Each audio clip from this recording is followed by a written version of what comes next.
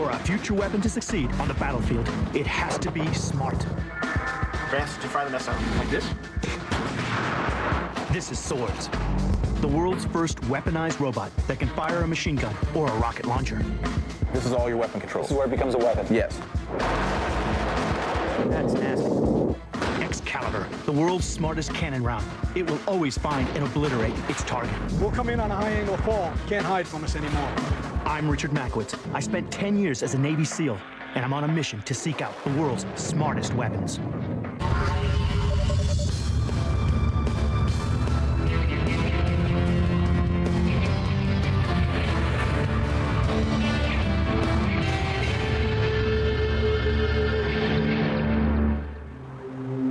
The remote and rugged landscapes of Ireland are steeped in myth and legend. So it makes sense that here in Northern Ireland, they developed a weapon with a name taken straight from the folklore of a race of fearsome warriors.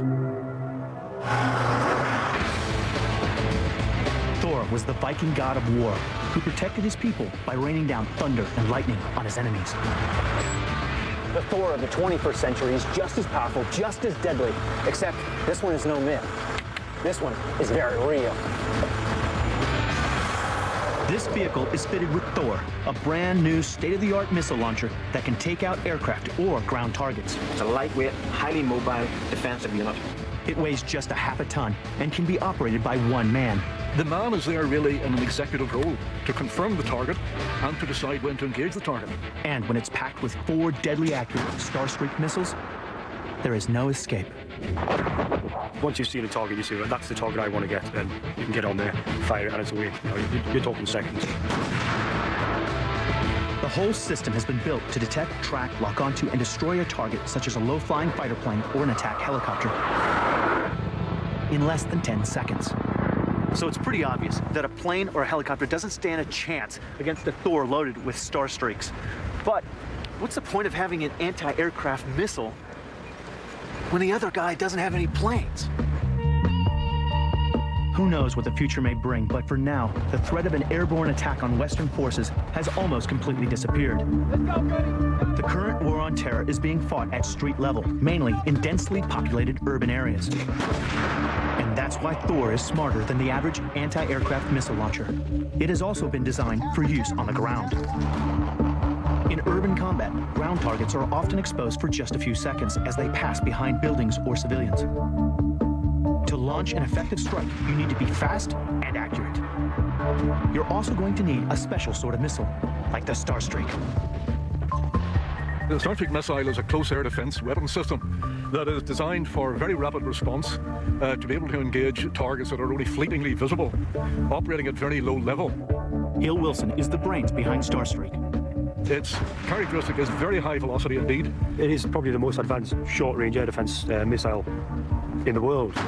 But the Thor launcher can fire a whole range of missile types in any combination, making it equally effective against tanks and other heavily armored vehicles. Add to that a cutting-edge laser guidance system, CCD camera, and thermal imaging. You can clearly see why Thor lives up to its name. And seeing clearly is exactly what Thor is good at. Its advanced thermal and optical imaging is linked to a tracking system that can find and lock onto a target in seconds.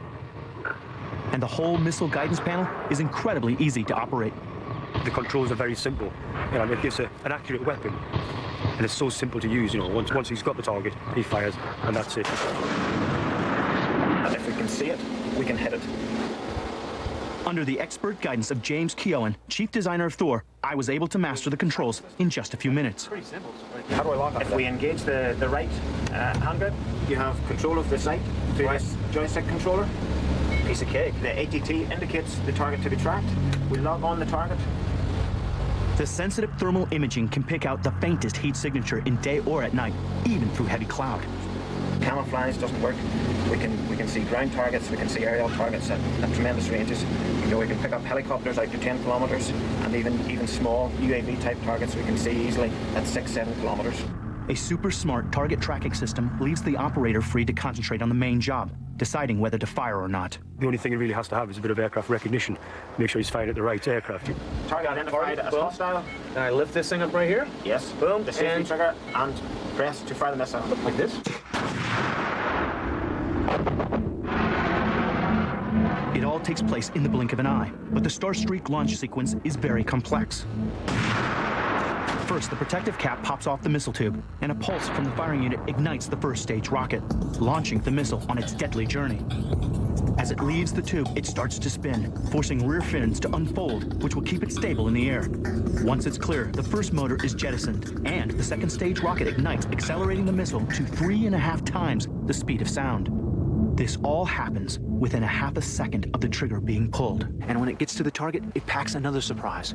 Or make that 3 surprises.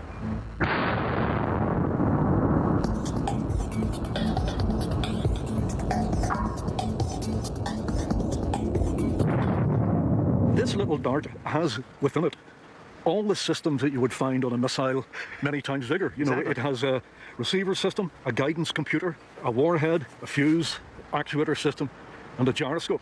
3 darts gives us the very high hit probability of at least 1 dart hitting the target, and we would normally expect 2 darts to actually hit the target. 3 gives a very good punch. The darts know where to hit because the Thor projects an invisible grid of low-intensity laser beams undetectable by the enemy. The center of this grid is locked onto the target by the tracking system. As each small dart flies through the air, it senses its position and adjusts its flight path with astonishing speed before striking with enough force to pierce armored steel.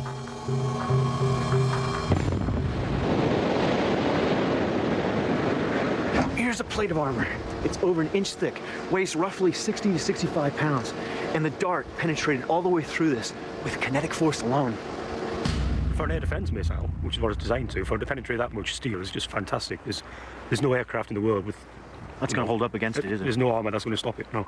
Once the dart has pierced its way through the armor, only then does the tungsten warhead finally finish the job. All its energy, its chemical energy and its kinetic energy is delivered inside the target. So it's delivered inside the aircraft structure, and therefore the small charge has a tremendous, as it were, amplified explosive Absolutely, because it's compact inside that space. And the tungsten warhead produces many hundreds of fragments moving at very high velocity, damaging the structure and all the internals.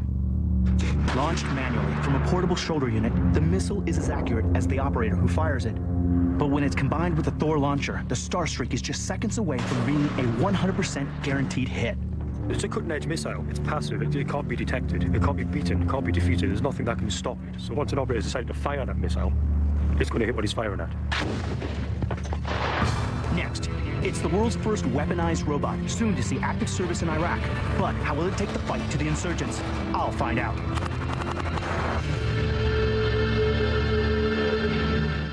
Imagine a soldier that never has to eat or sleep, who never experiences fear, and never complains, who's 3 feet tall, has 4 eyes, and can see in the dark, and who's so attached to his weapon that it takes a screwdriver and a pair of pliers to take it from him.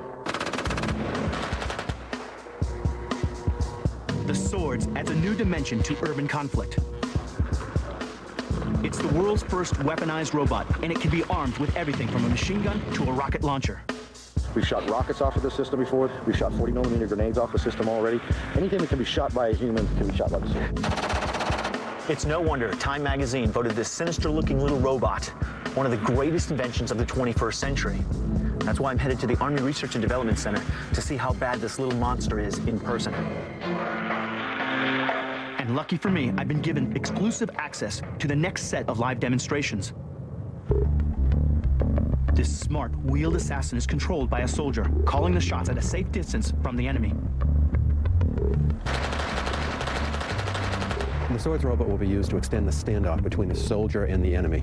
A soldier can drive his weapon remotely up to 800 to 1,000 meters away and be able to fire his weapon from the safe distance of obscurity. Bob Quinn is the general manager of Talon Robots at Foster Miller, the designers of Swords.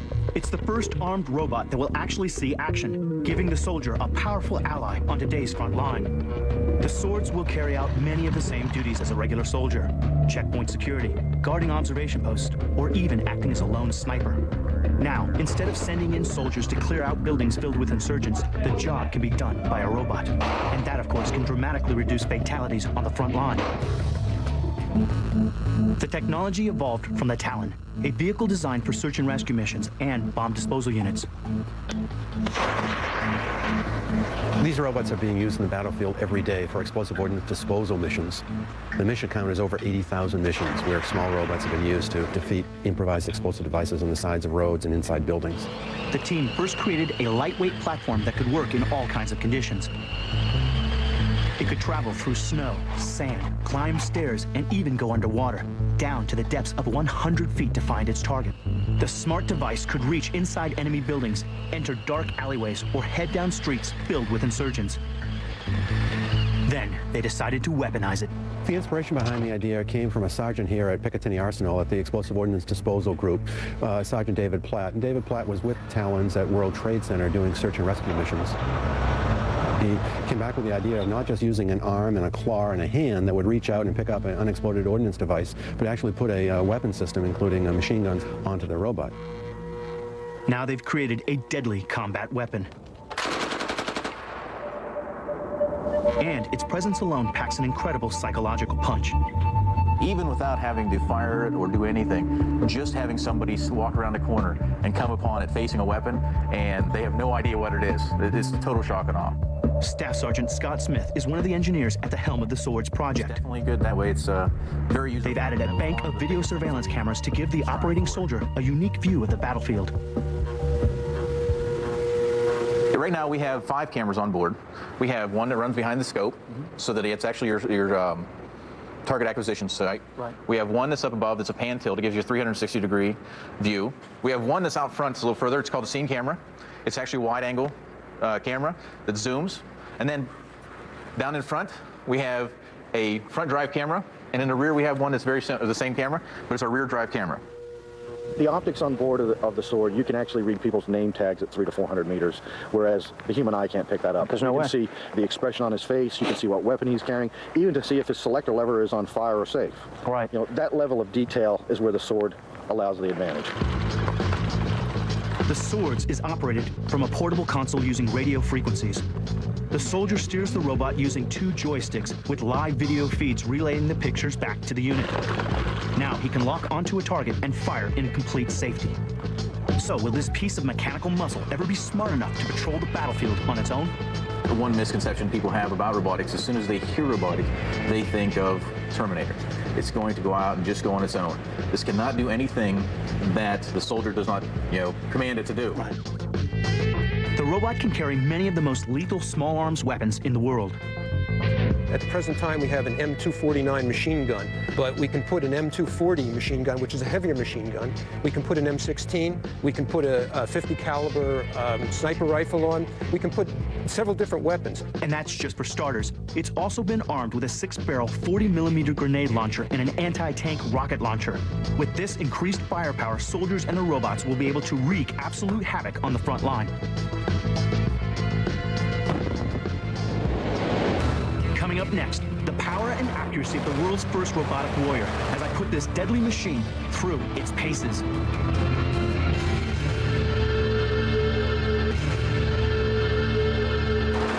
The Swords robot has the potential to be a cool and efficient combat weapon. But as a former Navy SEAL sniper, I wanted to see how agile the stealth assassin could be on the battlefield. Sergeant Dave Platt was the man who got the Swords project into action. And one of the things we have to try and teach the soldiers is this is not a toy. Right. There is a weapon involved on the system. It is a lethal option. It is what it is. It is a machine gun. It's no joke. It's time to play hide and seek and put the Swords through its paces. All right, Mac, what we're going to do is we're going to have 3 swords here on the range. We're going to place a person of interest, and he's basically going to go out there, hide, and we'll have the swords try and find our person of interest. All right, go hide. We've sent our sniper out to take cover over 500 yards away. And there's no peeking allowed from our operators. All right, let's see it. Come on. Now, I want you to know, he says he's pretty sneaky. He doesn't think you guys are going to find him. Rather than sending a group of soldiers into the danger zone, the front line of the future is a team of smart robots.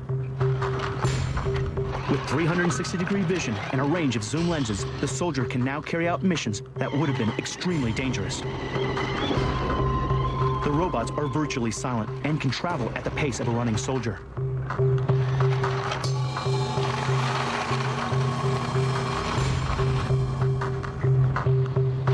They run on batteries and can be put in sleep mode for up to 7 days before being switched back on. A lethal sniper just waiting for its prey.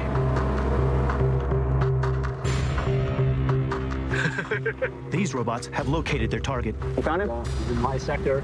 And are closing in. Near the back, next to one of the targets. Out in the open, it's easy to see the robot, but its real power lies in urban combat, where you won't see it coming around the corner. Time to call in backup. Imagine the fear of seeing a swarm of killer robots heading straight for you, with nobody to shoot back at. All right. Yeah. Found our subject. Tell you, how's it feel? 15 minutes. How's that feel with it coming right up on you like that? Feels scary. Yeah? Why? Because you see the weapon and it's a vehicle, you don't see the person. Here comes another one. Dude, you couldn't get away. They're all over you now. Look at that. So once one got locked on, the other guys knew where to go and they all came following. Correct. Now he's got support, basically. You always provide overwatch just like any other platoon or asset out there in the field. Makes sense. You can see him just inching in, right onto the target. That was impressive. The swords can track down the enemy with precision, but what can this mechanical beast really deliver? I'm here at Picatinny Indoor Range to fire it for myself. Anything can happen when a robot is given a machine gun, so we're taking extra precautions.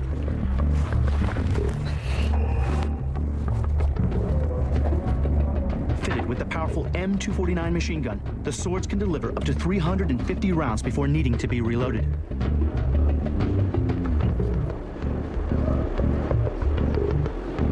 So what we have here is a control station, okay? We actually have the selector to choose your cameras. We can watch a single camera, up to 4 cameras at the same time. This is all your weapon controls. This is where it becomes a weapon? Yes. You can either select single or auto. Okay. We'll select an auto fire. You use the joystick for aiming. So with 3 just above basically his waist, will give you about a center mass shot. That's awesome.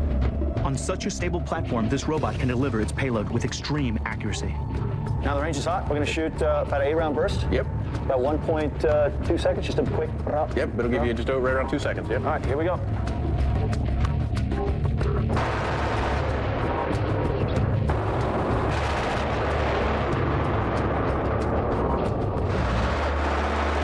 That's nasty.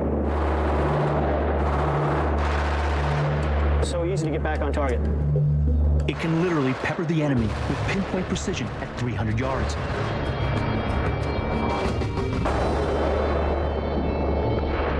That's pretty impressive. It offers such a stable platform to shoot. You don't have to think about breathing, steady trigger pull. You don't have to take into consideration wind as much. I mean, this gives you a very steady, very flat, very stable platform to deliver a lot of firepower really simply. Next, it's been a huge success in combat for a quarter of a century. So what makes the new Apache even smarter than before? Coming up, the Apache Longbow in action.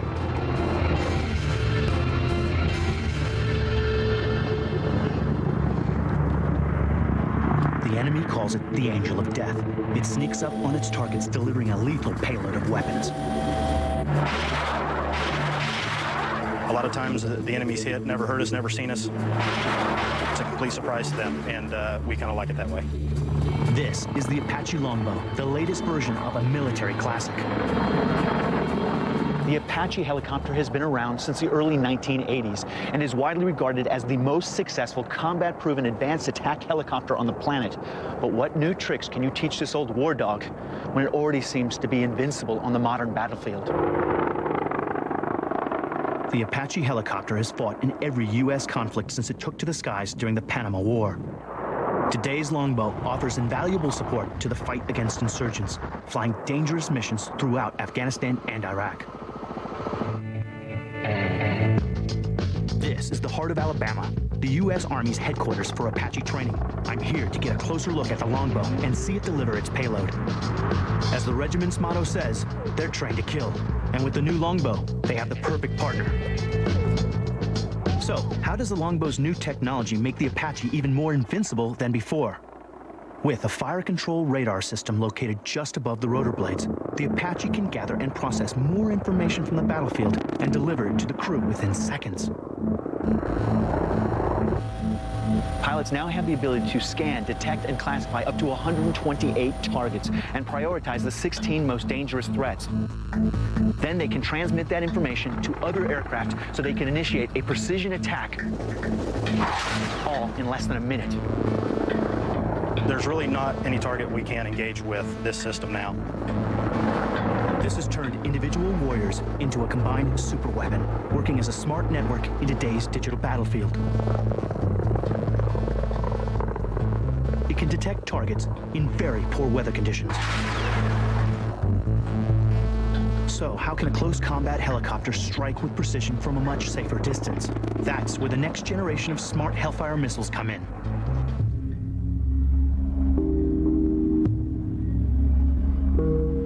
The only real weapons change that we had from the Alpha model to the Delta model, the Longbow, is what we call an RF missile. It's coincided with the FCR and is more of a fire and forget missile. Once we identify the target or pick it up on our radar, we can initiate, fire the weapon system, and fly away, and the missile itself will track that target and destroy it. These Hellfire missiles use a state-of-the-art radar frequency seeker instead of a laser to lock onto their targets. With 16 Hellfire missiles, if that's what you choose to carry, you can look at that 16 tanks right away. And with multiple aircraft, you can take out quite a bit. Combine this with the Apache's other weapon systems, and you've got one of the most feared killers in the sky.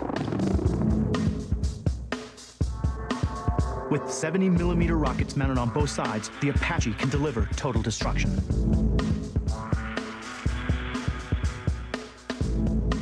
We can carry rocket pods on the outside and shoot up to 38 of those at any given time.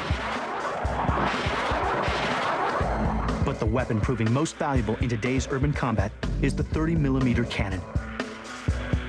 This lethal machine gun offers close support for Allied troops in Afghanistan and Iraq. The 30mm can fire at approximately 600 rounds per minute, and it can penetrate multiple inches of armor. We're able to bring that weapon system to bear on a target as quickly and as simply as looking at the target that we desire and pulling the weapon's trigger.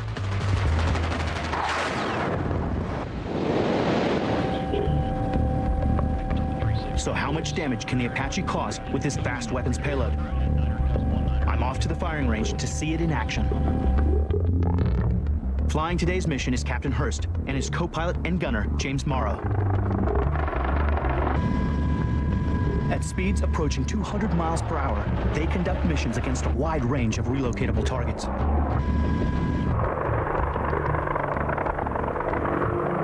These helicopters are seeing urban combat like never before, and to be successful in that type of environment, you need new tactics and new strategies. And this Apache unit has just returned from Iraq. And like any good frontline battle, it's always nice to have a little fireworks to start it off. This is the target. Their tactical role is deep mission attacks, taking out key threats well ahead of the ground troops. Using the Longbow's fire control radar, pilots can now act with greater speed and precision on the battlefield. And it's in close combat that the Apache is most effective. Here it comes.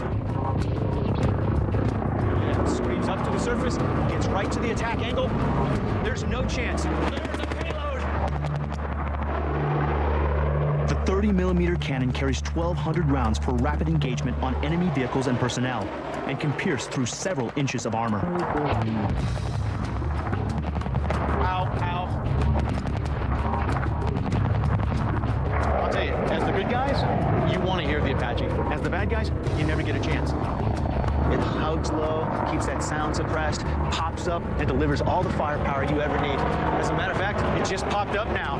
The beautiful thing about that bird, it can fly on the dime. It turns around. Boom. And its rockets will blast through light armor and soft-skinned vehicles in a flash.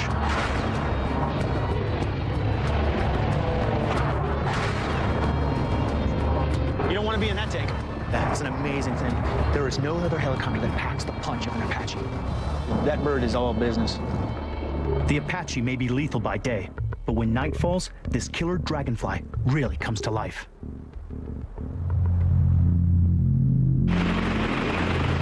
A very wise man once said, there's nothing to fear but fear itself. I can tell you, he never had to face the Apache helicopter at night.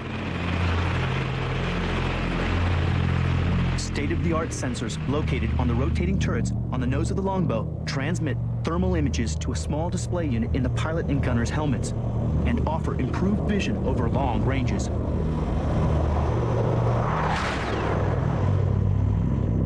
Coming out of nowhere in a pitch black night, you never have a chance to see it coming. It's a living nightmare on a battlefield.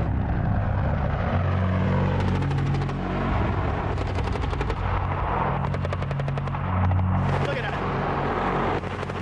That tank has no chance.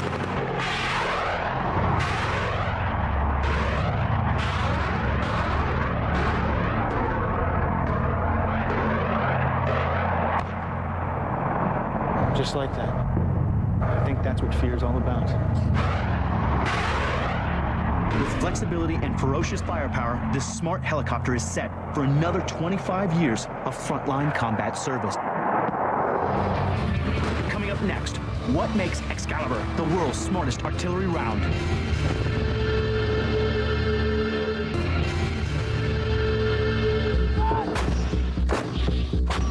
The backbone of warfare has always been heavy artillery.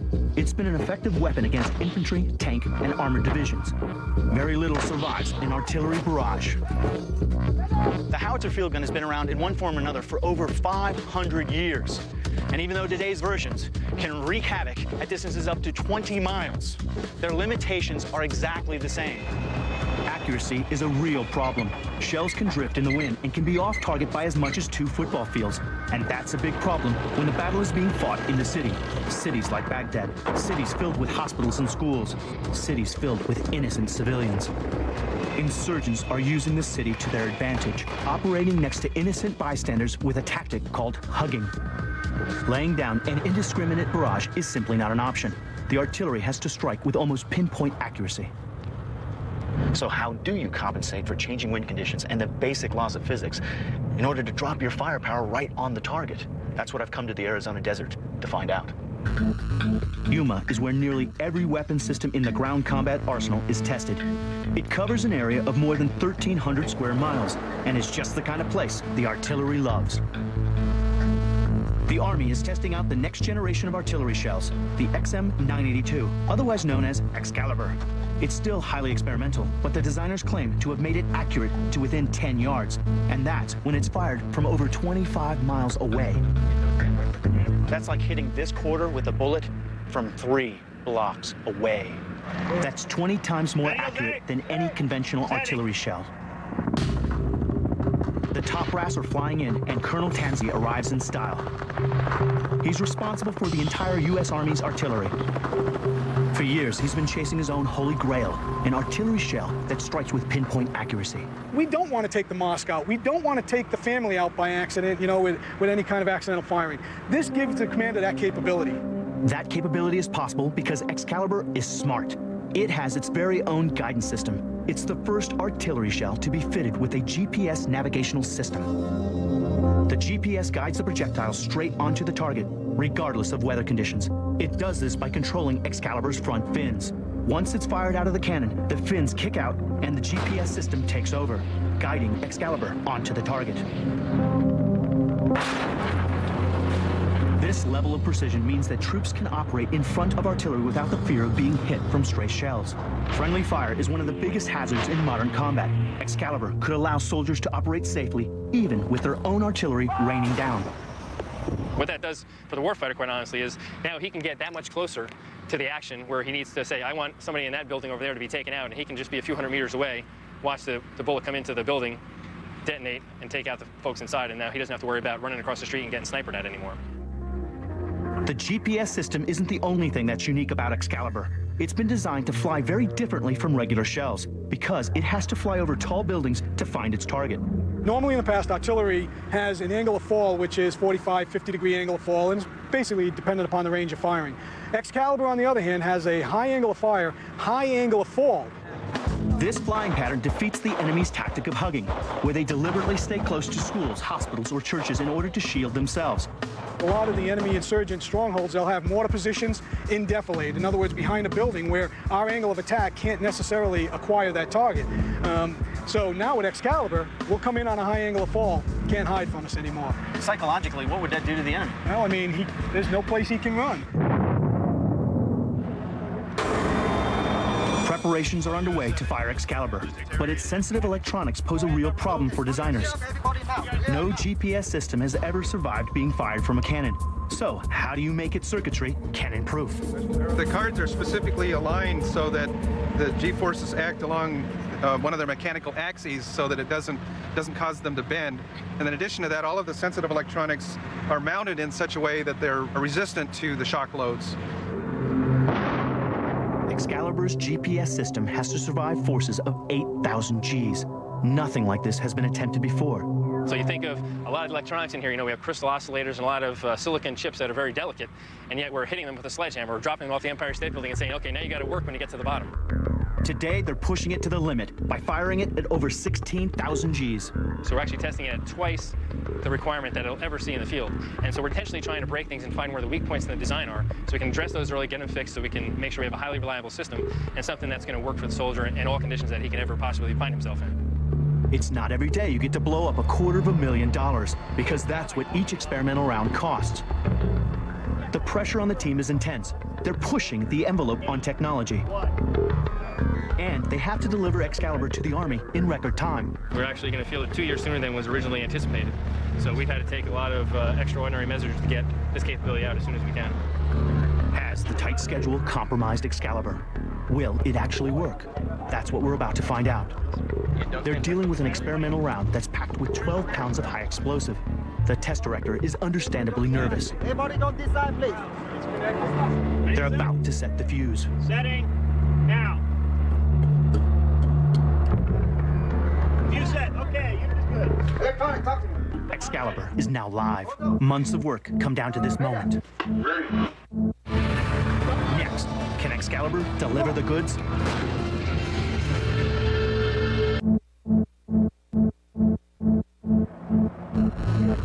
This is Yuma Proving Ground, where the U.S. artillery are testing the latest weapon in their deadly arsenal.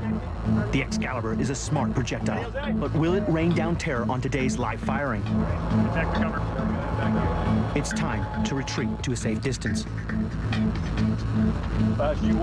Firing Excalibur at 16,000 Gs creates a dangerous overpressure. Overpressure is a blast wave that hits at over 5 times the speed of sound.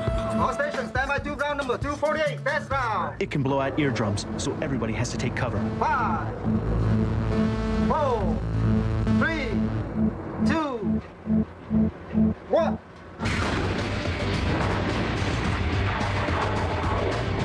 Excalibur is closely tracked by ground radar. We're just going to get DNA. It hits the target within 7 yards. Colonel Tanzi is one happy man. We're starting to get some real shooting here. Today was a great success, but the biggest challenge for Excalibur is still to come.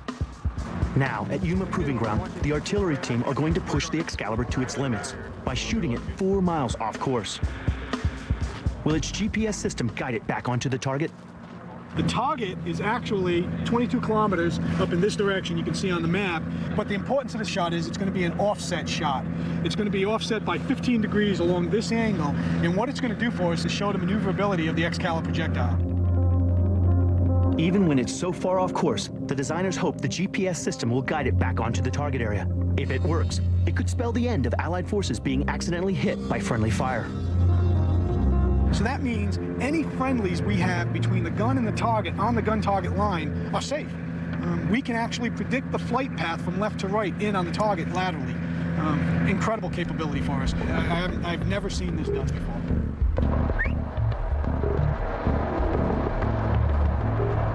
Although this has never been done before, Colonel Tanzi gives Chris Crisano an offer he can't refuse. I say inside of 5 meters. Take the bet? I'll give you 7 meters. All right? Inside of 7 meters, I buy you dinner. The last time I ate dinner on a bet, I ordered all of page 3 on a menu. Okay, we have about 20 seconds before I count out. Electronics, you ready? 10 seconds. 5, 4, 3, 2,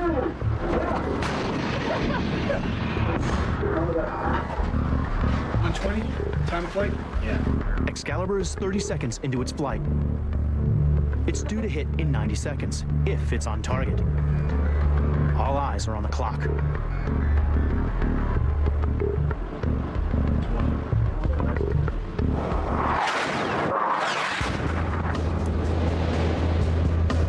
Everything worked perfectly. Excalibur leaves the howitzer traveling at over 183 yards per second. That's over 400 miles an hour.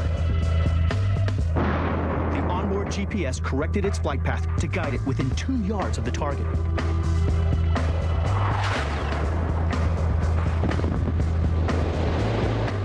Excalibur is the first cannon-fired munition to correct itself in flight. After years of development, Colonel Tansi's got the weapon he wanted, with a free lunch thrown in. Artillery, just by the nature of artillery itself, is a big weapon system. It has a big impact on the battlefield. We've all seen pictures of World War II, World War I, and what artillery does in battle. But now, given the precision of Excalibur, and by nature this weapon being as smart as it is, the confidence level skyrockets.